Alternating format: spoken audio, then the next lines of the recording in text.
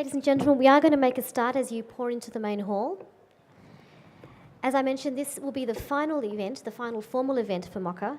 Of course, we will have the stalls and the souks on after that, so we would encourage you to meet our local artists, to network, and to, buy something that's a souvenir of this incredible experience that has been MOCAfest 2015.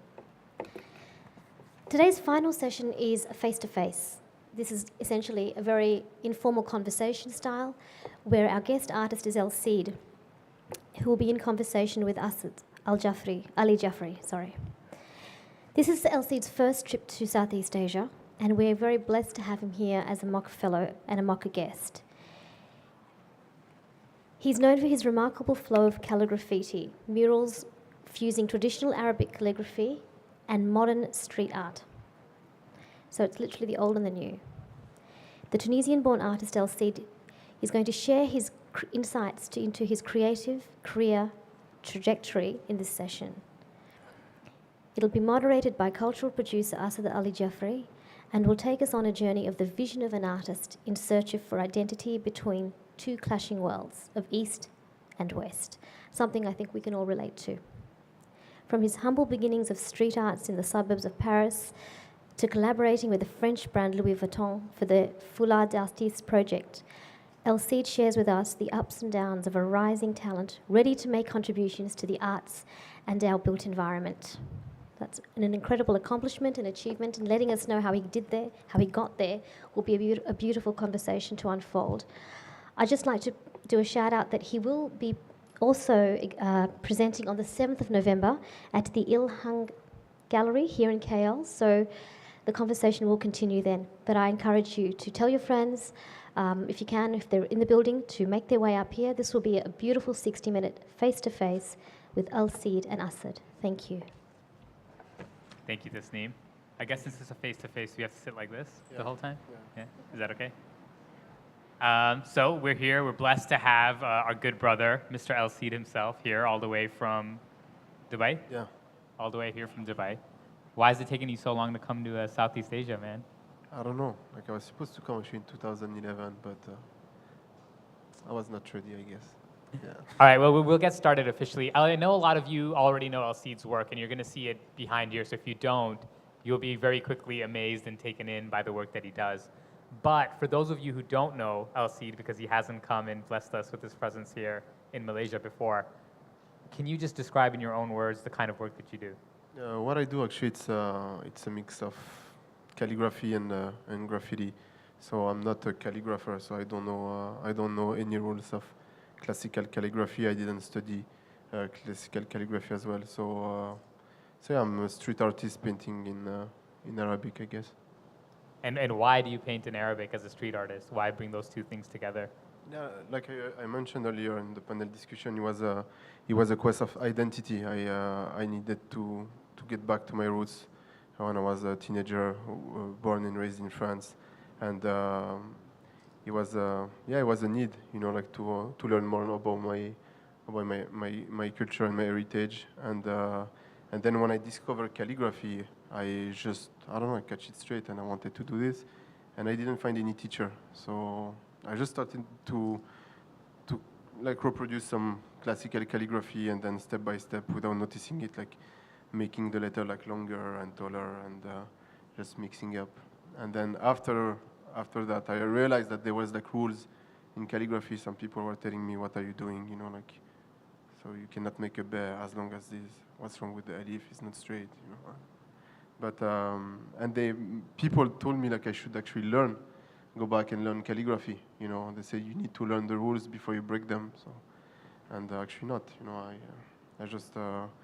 I didn't want to go back there because I was scared to be on those, blocked by this box.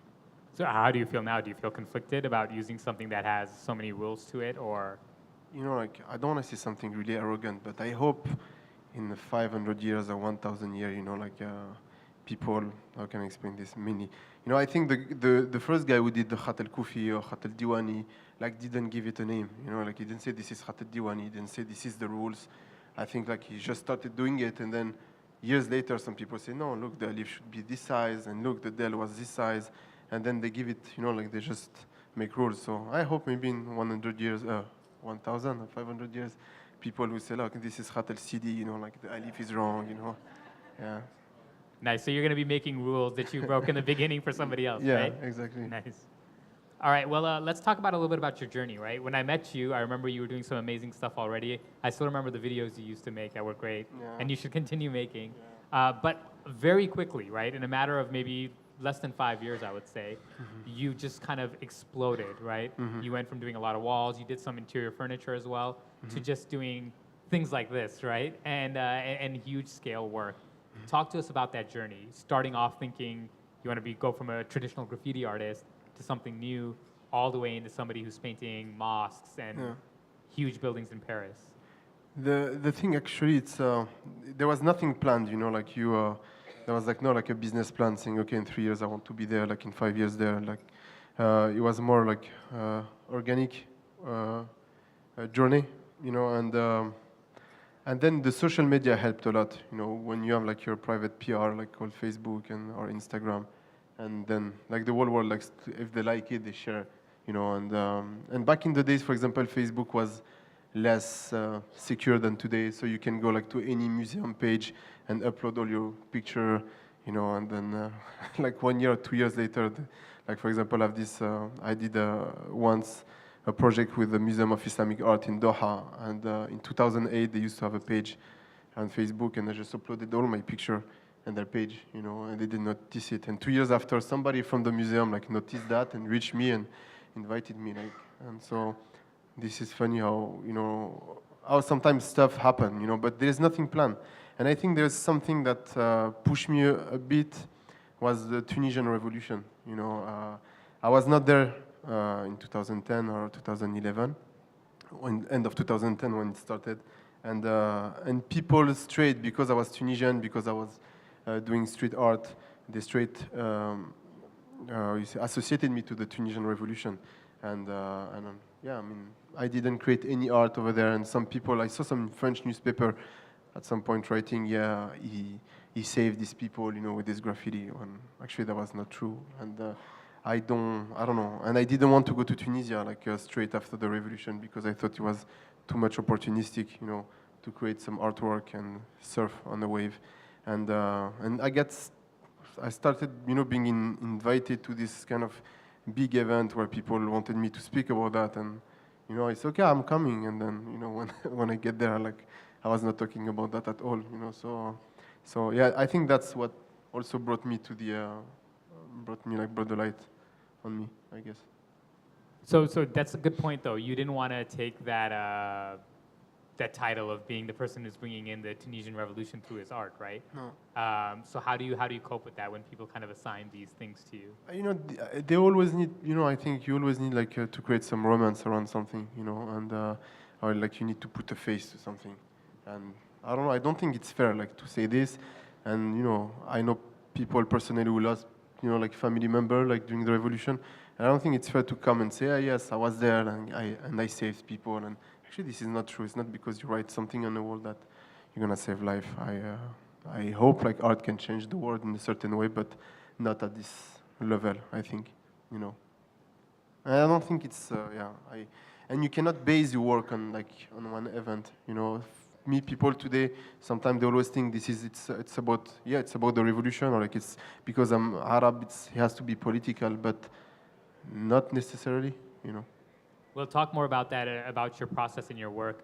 Your work is heavily using letters, the written word, script, unlike maybe other artists. Is there a process that you take for the inspiration of what you are writing, or how does it work? First of all, it depends on the place where I'm painting. So what I paint in, if I paint in France or if I paint in Brazil or like in Malaysia, maybe hopefully in the next days, the message will be different, and it has to be relevant to the local community. So that's the first step, and then this is the quest for the wall, which is the most interesting one sometimes, And so I look at the city, I think, today, and now my friends and family who hang out a lot with me, they actually like look at the city differently. You know, people they look at cars, some other look at women in the street. Me, I look at walls, and so that's yeah. So I'm trying to I'm trying always to picture walls and try to picture what I have in mind on this wall, and this is how it works. And then just and that's just the spray paint, and there you go. A lot of your work some of your work is based on poets that inspire you Yeah. as well, right? Yeah, Can you yeah. talk about that? Yeah, I mean, I try to use a quote or poetry from the place where I am. For example, there was a wall on the rooftop that in pink. It was a wall in Brazil. So I used a poem from this woman who was living in the favela, and that I translated in Arabic, and then I painted on top of this house. Actually, it was a school.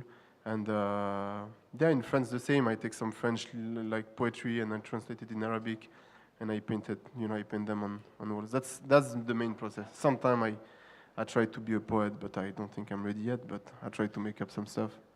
There was a clever one you did once. You want to talk about that one? Which one? People were hoping for a deep meaning. Hmm? Ah, yeah. That was a funny one. Yeah, it was a wall actually in Los Angeles.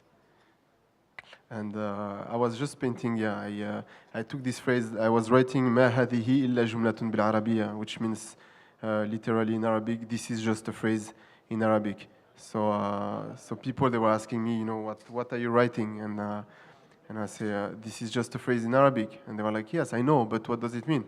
And like, yeah, this is just a phrase in Arabic. So that was funny to see the reaction of people, or how they, sometimes the idea was to break the stereotype, they have about Arabic script, and just showing them that, yeah, it doesn't have to be related to what you see in the media. Can you tell us about a project that really still inspires you? Mm-hmm. A project? Like upcoming or? No, that you've already done. I mean, I think every project that I do, like personal project or like commission project, are special. Each one has like his own little story, and that's the most important thing. I think the most important, I guess, was the minaret. I don't know. It's a mosque in my hometown of Gabes in south of Tunisia, and it started like simply. I just went back there and I wanted to paint a wall in my hometown, and it happened that there was this minaret of this mosque built in '94, and for 18 years, like they didn't paint it. So I just asked the imam if it was possible to paint on it, and actually he said like, "Alhamdulillah, you finally came." That was the funny thing, and he didn't ask me anything like what I was going to write, like, and I just picked this verse from Quran, like from Surah Al-Hujurat, which says. يا أيها الناس إنا خلقناكم من ذكر وأنثى وجعلناكم شعوبا وقبائل لتعارفوا, which means, oh humankind, we have created you from a male and a female and made you people and tribes so you may know each other. So it was like it was during Ramadan 2012, so it was a bit crazy. It was really hot in Tunisia, and actually the political situation was weird, and people when you see like a gray wall for 18 years, when somebody comes and start putting color on it, like you're not happy about it. And so, like, everybody was criticizing it and say, what this guy is doing, where he's coming from. And then, alhamdulillah, at the end, it was great, we made the homepage of CNN, and, like, every media around the world talk about it, so it was great. What about when you do work in Paris, for example, or in France, and you're doing these large-scale works? Do you get any critical feedback from people? I mean, yes, always. French people, I don't know if there's some here, but I am French, so I can criticize.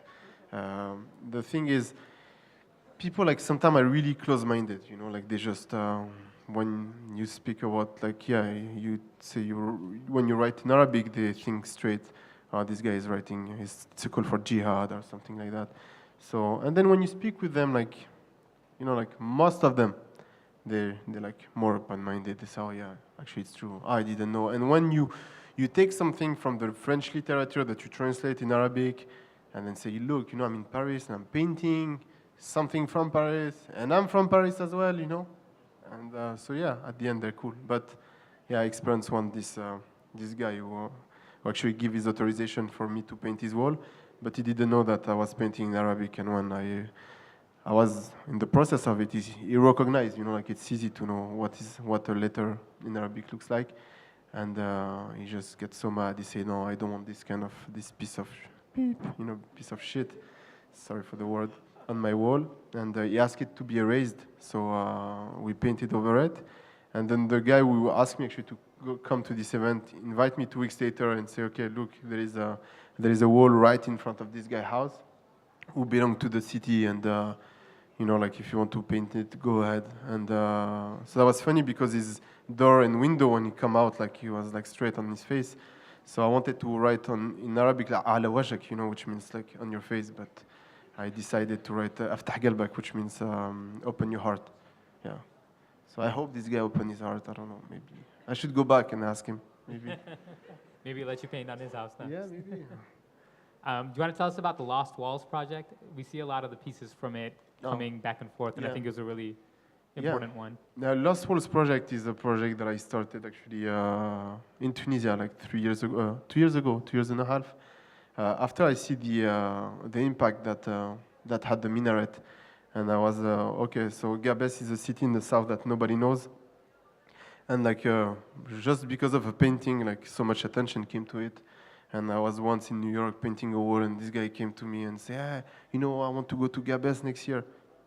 That was actually the first time somebody that was not from Gabes said, I want to go to Gabes. And my wife, which is here, somewhere here, came to Gabes, and she can tell you that there is nothing super cool about the city. But the idea is I just wanted to go to places around Tunisia, and places that have a bit of history, and just and go and paint on them, And actually, the thing with my team, we just rent a big truck and we drove like for a month, and we stop.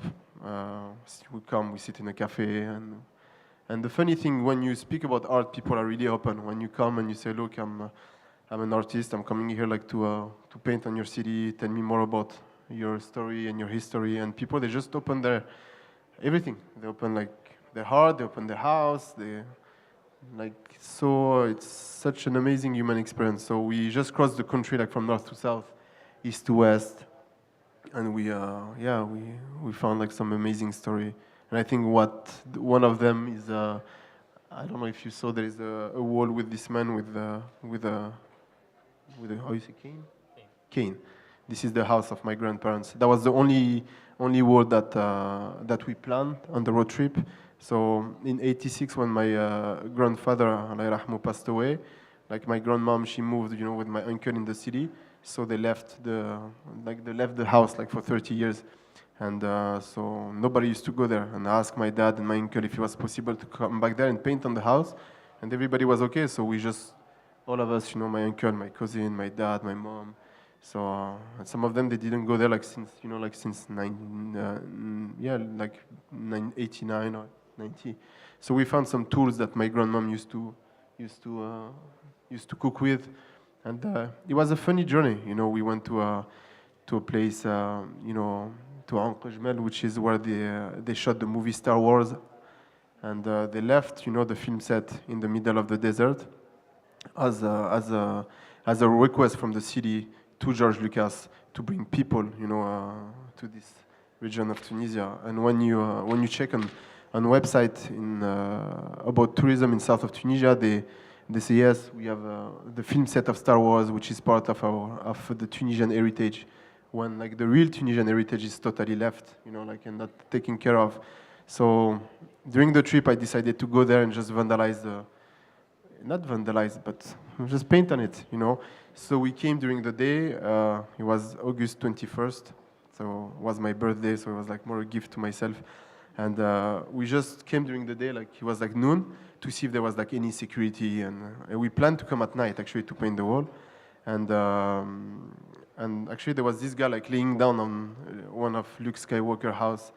And he said, "Marhaba, come in guys, drink some water." And that was funny because he was like so happy to see us. He said like, "Look, nobody come here," and blah blah blah. And me, I was like, "That's so cool. Actually, I'm gonna use the Gabes, the Minaret project to tell him, look, we did this project last year and we get so much exposure.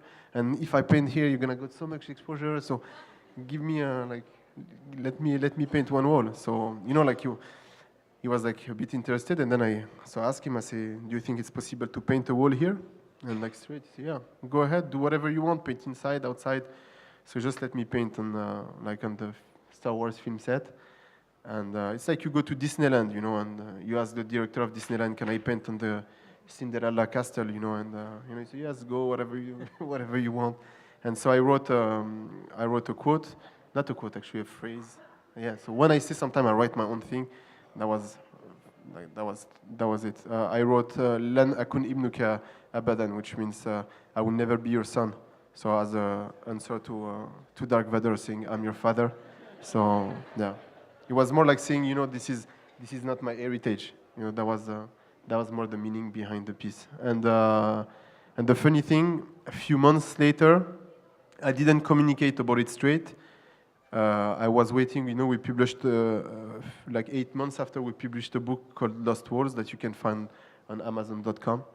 And so when I published the picture, like maybe 1 or 2 weeks before, my dear friend Pharrell Williams retweeted something about happy Star Wars. Some guys, they were like the Star Wars costume and they went to Tunisia to do like a happy dance, you know. So everybody started knowing about this place, and some people say, oh, he went there to get, you know, like this buzz after Pharrell Williams tweet and blah blah blah. I'm like, guys, it's almost a year I've done that, you know. So they erased it today. Yeah. Yeah. Oh, wow. Sorry, it was a long story. I'm gonna go back a little bit and ask you a little bit about yourself as a person. How did you get into graffiti art in general? Were you into hip hop culture in Paris, or how did that come about? Yeah, late 90s I was into, I was like the real hip hop stuff. I used to be a b-boy, so I don't... Wait, show us, please. Yeah, really? At the end, you put me a beat. I'm old now, you know, like, I tried to do a head spin, like, to some of my nephew, like, a few weeks ago. I almost break my thumb, you know, but, yeah, actually, I'm still in, you know, I can do some stuff. Okay. Yeah. We're gonna have a battle at the end. Yeah. Now so I was more serious actually about breakdancing. So this is not I didn't lose my hair here. This is I burned my head by spinning on my head back in the days. And graffiti was more something that I used to do on the side, you know. And yes, actually when I started learning Arabic, this is where everything came back. Were there any influences you had within graffiti artists or calligraphers or like the graffiti artists? Yes, in France, many the macro like MAC, like people like such as Juan. Actually, this guy Juan, I don't know if you know him. He used to call himself El Juan. So El Cid actually came from El Juan, which is a graffiti artist from France. And yeah, like people such as Choctu, Zafa as well. Zafa is funny. He's an artist that you can see in the Arabic graffiti book, and he's French with a background from Lebanon. And he paints in Latin, but using Arabic script. And he's the first guy that I see painting in front of me, like in '98. He came to my high school to paint a wall, like in the yard. And 13 years later, when they launched the book Arabic Graffiti, he was, you know, at the launch, and I was there. I was like, shit, man, sorry for the shit. I was like, hey, man, you know, you were in my school like 13 years ago. So that was a funny story. Wow. So now, as a graffiti artist, somebody who comes from a street art form, something that's often anti-system, political, etc., how do you cope with work that you're doing for yourself that has a message, and work that's maybe purely commercial? You know, like, I don't do commercial work. This is one thing. I don't... For example, you never see me painting on a commercial, like to sell a Samsung phone, you know. But, for example, some people criticized me when I did a collaboration with Louis Vuitton, but Louis Vuitton asked me to design something. They didn't use my work to sell a product. They asked me to, they sold my work on their product, but it was a collaboration. They said, okay, this is the scarf we want you to design, that's the size, do whatever you want in it.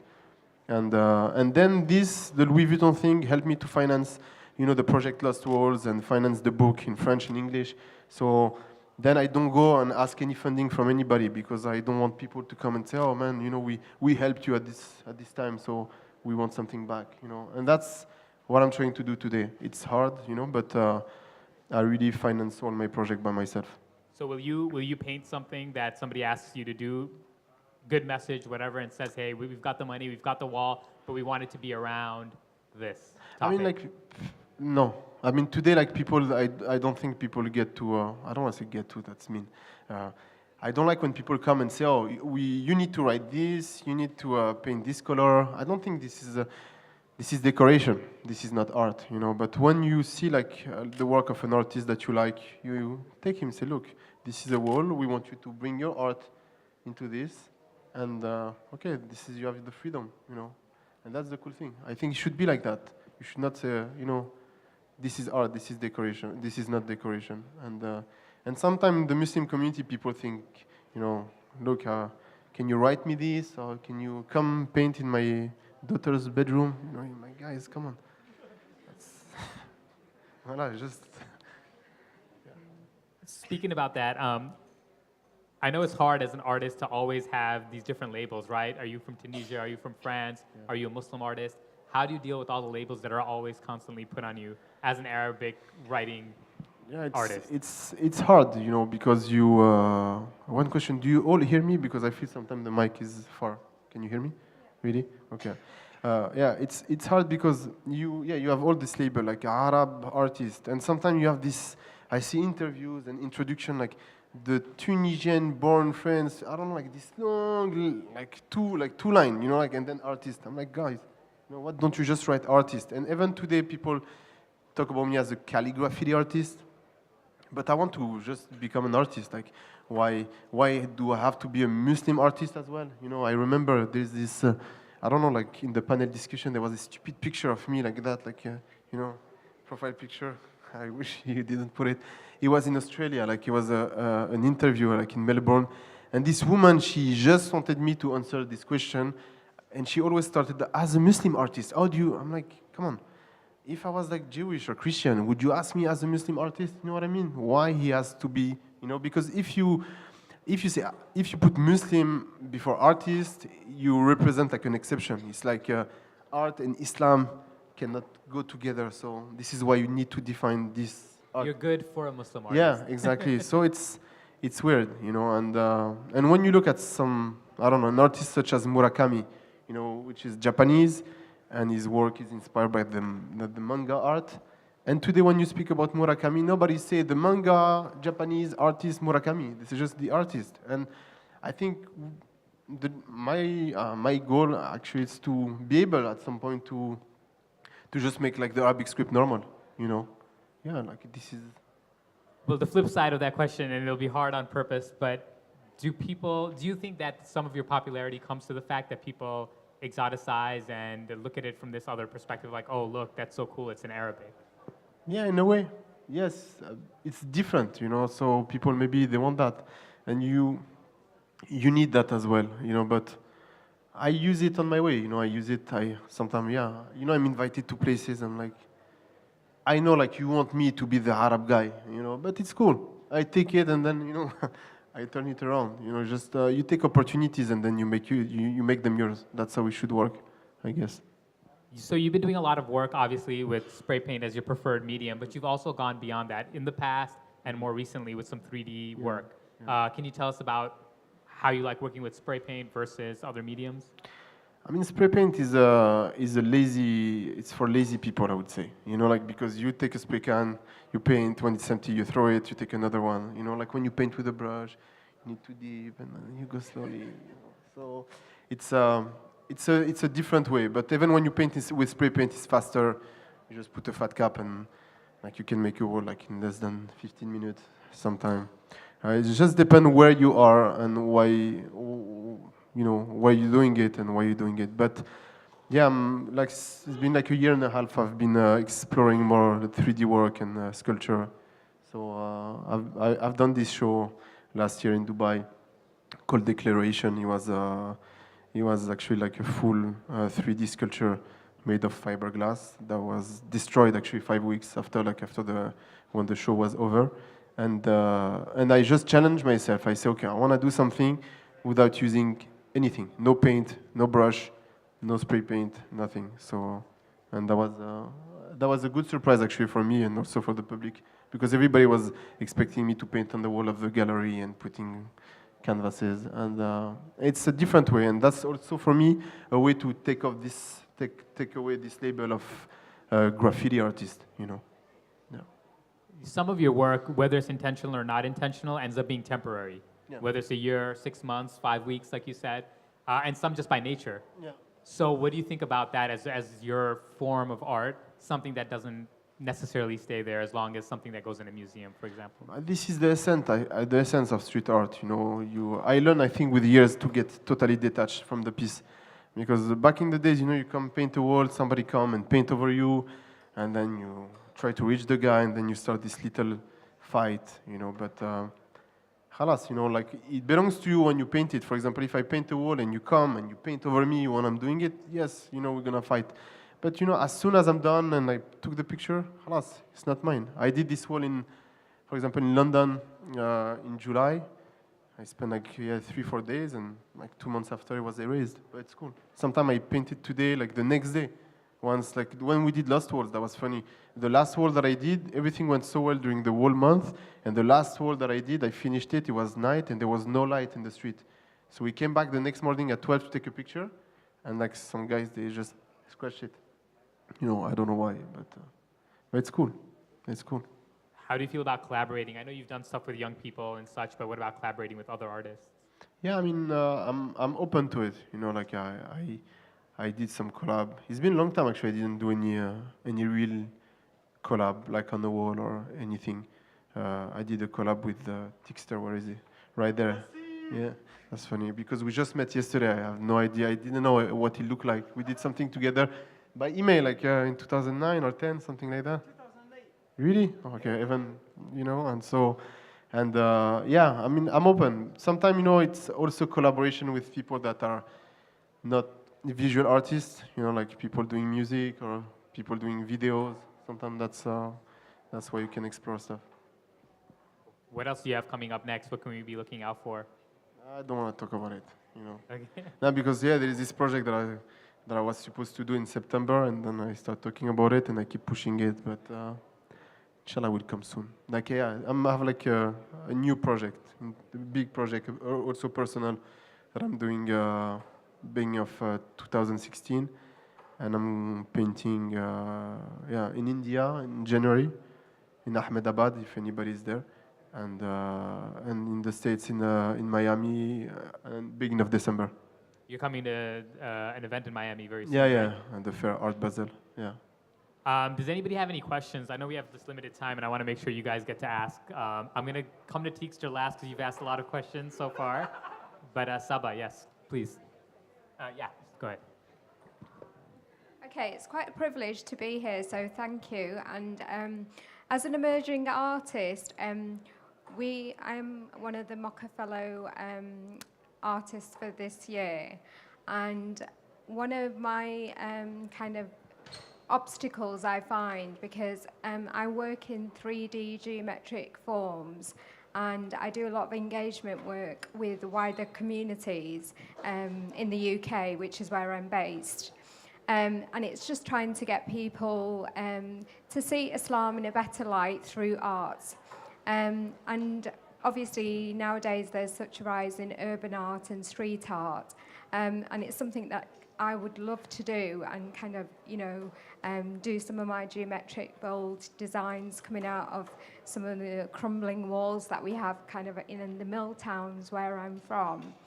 But again, there are a lot of obstacles, but as a determined person, you know, I do want to persevere. But what sort of advice would you give to encourage young artists like myself who are wanting to kind of create a dialogue in public spaces in trying to achieve that? I mean, the thing is just take some paint and go on the street. That I would say. Sometimes it's easy to say it because in places people like are not really welcoming this kind of idea. But when you're like in Europe, there's some art council or like organization in the city that sometimes facilitate everything. They get the authorization, and also they can get a budget to pay you the paint and everything. So this is the way you should make it. Try to widen your exposure, like in the place you are, and be part of event. You know, be part of, you know, when you have like contemporary art exhibition, like collective, try to push your artwork in there. So when people see your artwork, you've shown me, people, they just, this is normal to find some Islamic geometric pattern in a contemporary exhibition. This is the way you should do it, I guess, you know, and not just looking for Muslim event, because otherwise you only stay on your side, you know, and maybe like a non-Muslim person will come to this event and will be like, oh, wow, this is amazing. But if you want to create a dialogue with people, you should go like toward them and get those opportunity. There is so much stuff going on, you know, in Europe. Those kind of call for artists, and I think that's what you should look for, I guess. One question that I have before anybody else can come up next is, over the last 10, 15, maybe 20 years, calligraffiti has started becoming a term that's now referencing almost a subgenre of visual art. What do you think about that happening? What do you think are there any rules to it? Do you like seeing young people that are kind of experimenting now? Yeah, actually, yeah, the term calligraffiti was used by the director of the MOCA, the previous director of the MOCA, Jafri, in the 80s. He built an exhibition called Calligraffiti in 1984 in New York, and he was just mainly like Iranian calligraphy artist and New York graffiti artist. And then 30 years later, he did the same show in the same gallery in New York as well, called Calligraphy 30 years later. And he was like, his vision, like, as a, you know, he said, look, at some point, people like 30 years ago, he said, like, at some point, graffiti and calligraphy will merge. And yes, he was right, you know. And today, yes, you have a lot of young people starting that. And that's what I said, you need, you know, graffiti was maybe the language of the youth. And they found it more funky and cool than the old calligraphy that was seen as old-fashioned thing. So yeah, I mean, we should be more like, we should encourage people to find their own way as well, you know, get inspired and find their own way, you know. Any other questions from the audience? Omar? Yeah, Omar.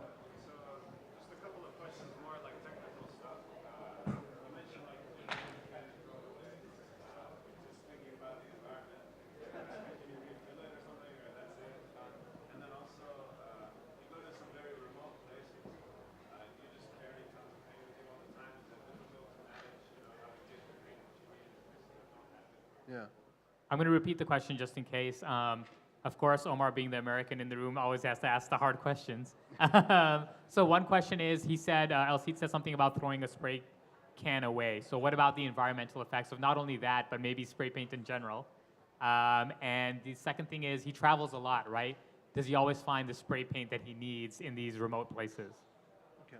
First question, well, I shouldn't have said, like, I throw the spray can away. You know, I always have a bag, I put them in it. And I try to find a place to recycle them or give them to somebody. But no, yeah, today there is I know some people, they refill their spray can, you know, and there is a way to make it. Some people also, they mix, they create their own color and they put back in spray can.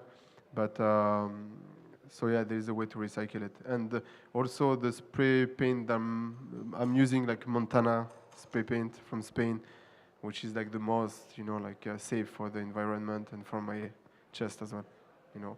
And as for the paint, you know, most of the time, yes, you go to places there is nothing, you cannot find paint.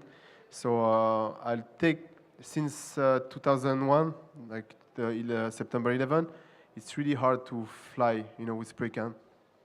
I used to, like, as my carry-on, I used to have spray can as a carry-on in the late 90s, going to Tunisia, like with a carry-on full of spray can. It was hard, nobody see anything. But today still, you know, I don't want to like put a hand on myself. I still carry spray can with me on my luggage, you know.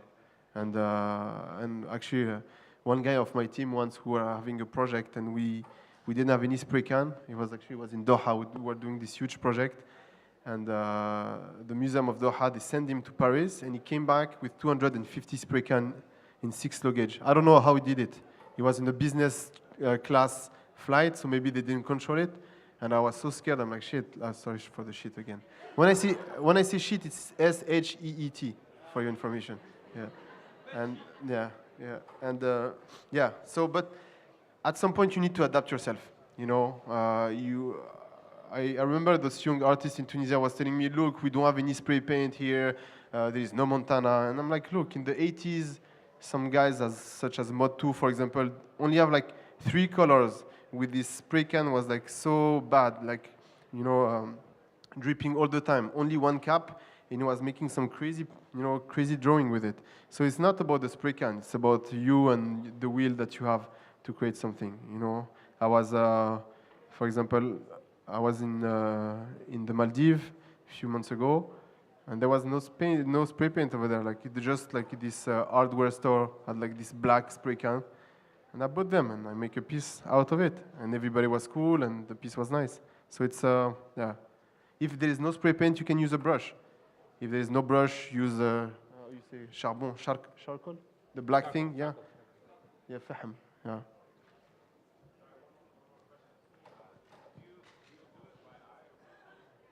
No, there's no measurement. It's all, alhamdulillah, it's all by eye. So there's no sketch. I mean, sometimes there's a sketch for a piece like that. There's no sketch. It's yeah, it's just straight. What about this one? This one, you cannot sketch that. It's too complicated.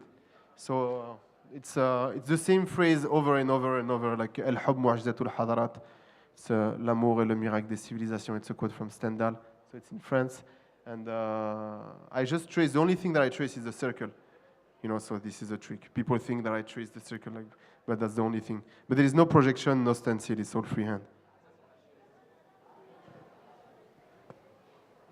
Yes, yes, please.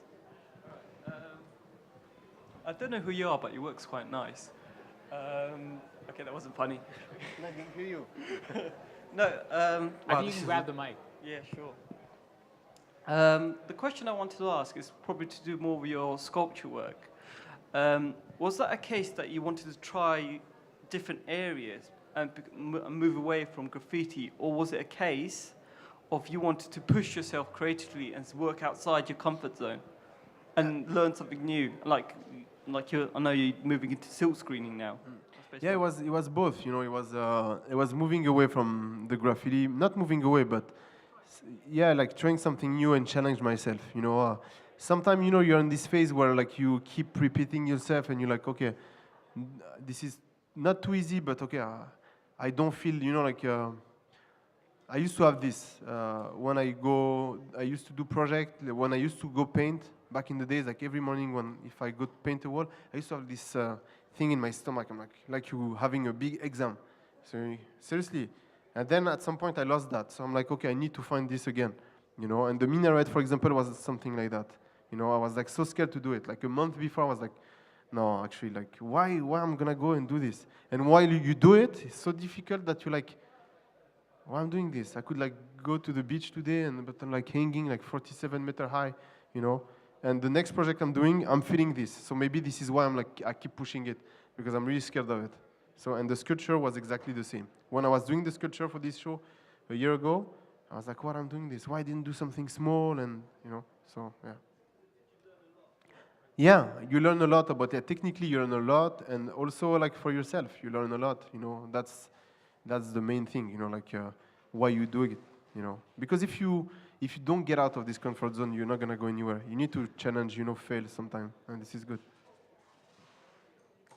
Anyone else? Questions from the audience? Let's have lunch. Everybody's hungry, I guess. Mm-hmm. A favorite piece? I mean, I would say like the minaret, because this is my hometown, so I need to promote.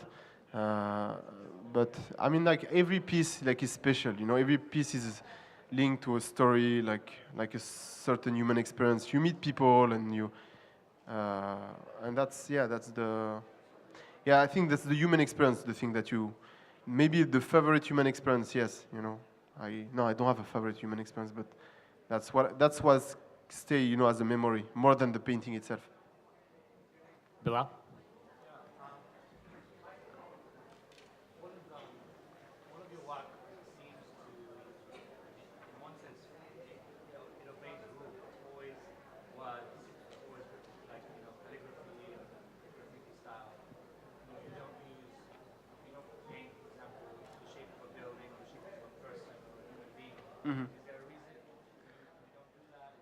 I mean, I know how to do this. I used to draw a lot. Actually, I wanted to.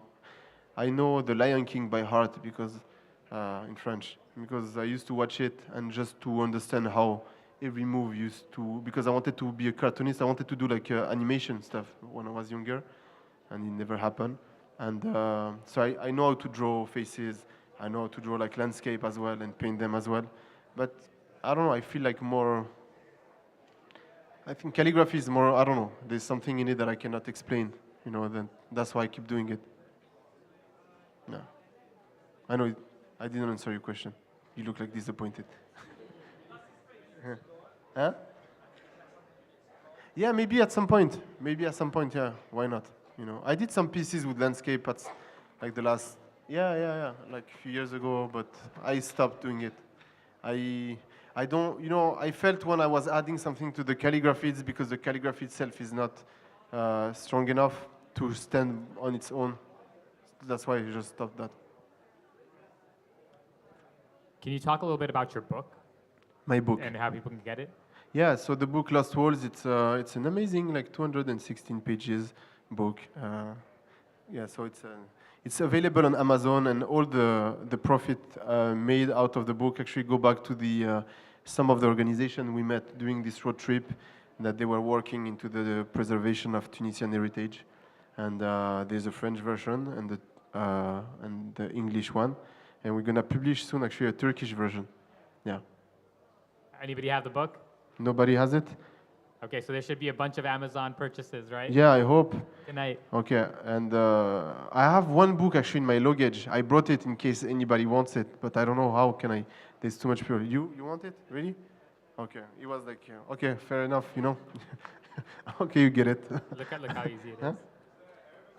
No, Arabic, not yet. We wanted to do it like with this Tunisian publisher, but it doesn't look like we have find any interest yet on the Arabic side. But I want to, like MOCAfest. I will do it myself later. Lazim, it has to be in Arabic as well. So All we right, good? We're gonna have Ryan and then Abdurrahman. No, guys, come on. Oh, that's why we're saving time. Yeah, we still have 5 minutes. No, yeah. I'm too old for that. I'm too old. I can't, you know, like, maybe like as a private thing later, you know, but not like that. I'm a shy guy, guys, come on. Not seriously, I'm shy, like, it's just because I wouldn't stand like talking by myself. It's because Asad is with me.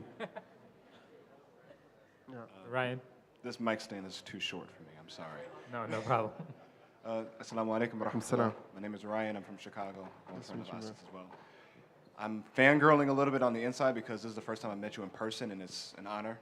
Thank you, And man. I'm a very big fan of your work. Shukran. So, some of the interest that I have is how Arabic has been taken on and takes on its own flavor and adapts to each region's own personal flavor. So, for instance, like in West Africa, you know, like the Ajami script that they use there is a little bit more, you know, a little bit more Maghribi, a little bit more blockish in the way that it's the Arabic flow is. Likewise, here, even in Southeast Asia, like with Jawi script and other scripts as well, it takes on a little bit of a different kind of nuance based off of what the flavor and what the cultural context is here. Mm-hmm. So I wanted to know if this was something that you would also begin to explore as well, or are you specifically set only on this very consistent style that you have throughout North Africa that I've seen so far? You know, it's the style that I don't know. I don't. You know, we were talking earlier about creating a style. You know, it's. I think a style is something that you develop. So if you check my work, maybe like from 7 years ago, even 5 years ago, like you can see an evolution until today. But it's not like the only specificity that I'm trying to get on my artwork is the message. You know, so for example, if I'm here like in Malaysia, the message that I will write has to be related to the people here, but to always having this universal dimension, so anybody around the world can relate to it. In Brazil, he has to speak to the Brazilian people. In France, he has to speak to the French people. In Tunisia, to the Tunisian people. You know, but anybody can find something, can get connected to it. You know, but I think my artwork, like the script that I'm doing, like the kind of calligraphy that I'm doing, is influenced in a certain way by my personal background. You know, the fact that I didn't know. If I knew how to read and write Arabic when I was younger, I wouldn't like, like make extend my letter if I knew, you know what I mean? Because it was like a late thing, and then the graffiti thing, the wild style graffiti, influenced me as well. When I write, I disconnect every letter. In Arabic, there's letters that are connected and some are disconnected. For me, all of them are totally disconnected. There's no capital letter in Arabic, and I'm taking the capital letter from the Latin alphabet because I got this influence from graffiti. So this is how like it's influenced in a way. So maybe I can say this is a Parisian French style. Thank you so much. Thanks, Ryan. So All we right, I think we have time for one last one before our time is up. So if anyone has a burning question, ask now. It's cool now. Burning question, guys. All right, so I think it's only fair that because this is MOCAfest, it's an arts festival, and today we've had no performances whatsoever, that we ask LC to at least perform a little something now, since you're not painting for us. Yeah. Yeah. Breakdance, come on. Like anybody can breakdance here. Like if somebody come on stage, like at least. Omar, I'm not dressed for it. Come on, guys. Come on. You got a beatbox, Omar? I've seen you get down a little bit.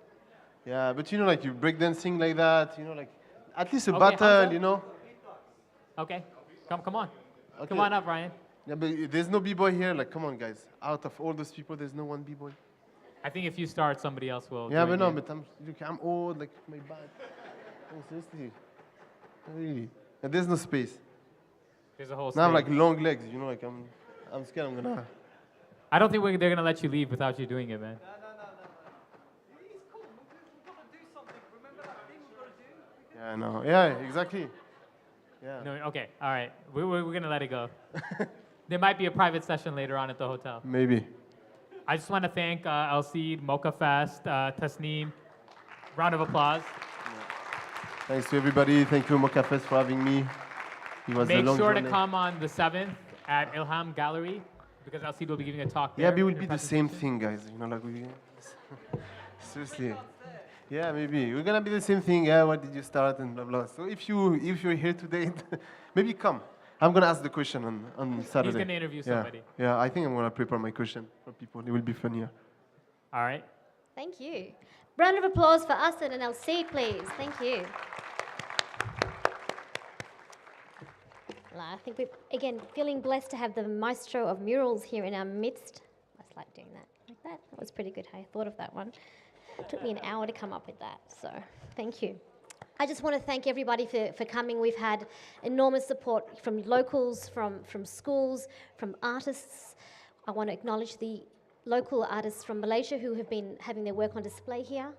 And of course, our MOCA fellows with their incredible talent. They've been also communicating their experience, hopefully negotiating with some business investors. We've had our past MOCA fellow alumnus who've been attending in a voluntary capacity, so shout outs to the likes of Teekster and Safina who are here, and Mariam. If I've missed anyone, you're in my heart. The international artists, those who've come from far and wide to be here, we acknowledge those. The volunteers who basically are the glue, telling us how to get to where we need to be on time, showing you in exits and being on cue, the support that they've had from Rafi and the team, the sound and the lighting. I mean, how awesome is the setup here? The lighting, it's all been amazing. Big round of applause for our tech guys, the lighting and the volunteer crew. The media that have been supporting this event and tweeting it and advertising it, I would say the attendance at MOCAfest this year has blitzed what we've had, certainly from last year, and I think that's a credit to the organisers here. It's also a credit to the talent that is the draw card. So give yourselves a round of applause because you're supporting a great initiative. And firstly and lastly, but not least, Najmia. Thank you, Najmia, for all your support, for bringing this all together. Really, we're everything we are because of your efforts. So thank you for that. Please stick around. I think there is going to be a lunch for the MOCA fellows and artists in the dining hall. Is that correct? Yes, the dining hall at 1:30. So inshallah, we might see the mural maestro do something there. Who knows? We'll keep you posted. Thank you and good night, and inshallah see you next year at MOCAfest. Thank you.